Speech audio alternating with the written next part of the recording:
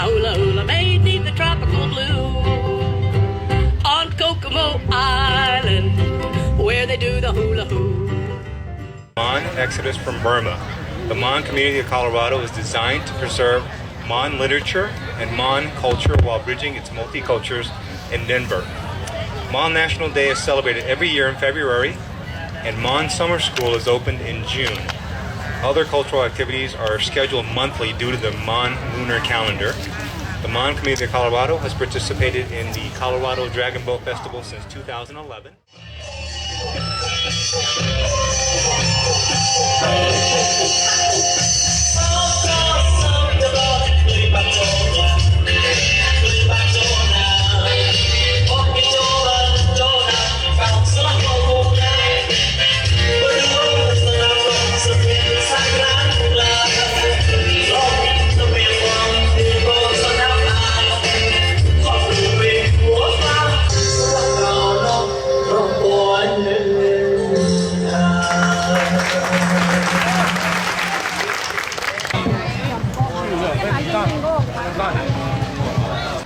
Go ahead.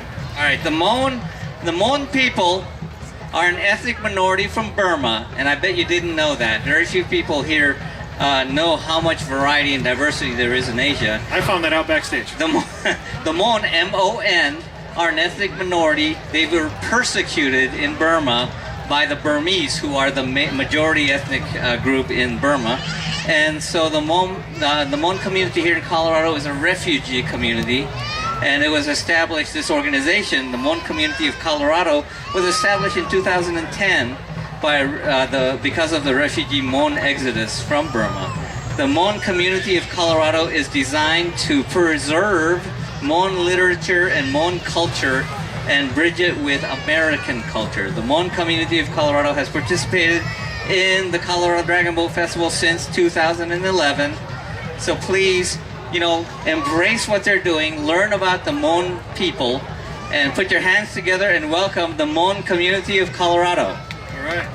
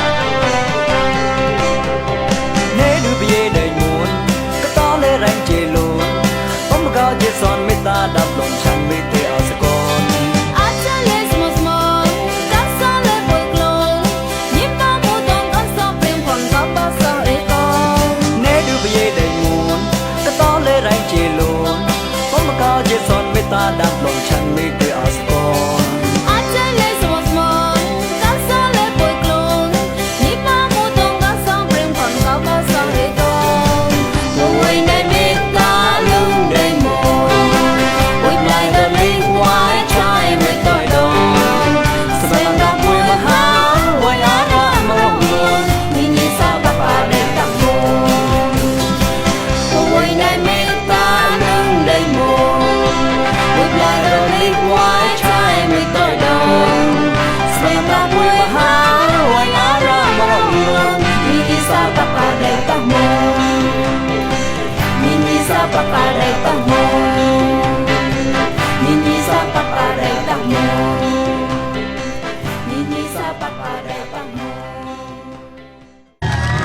And now we have two-man empty hand set. In my dreams I'll never stray.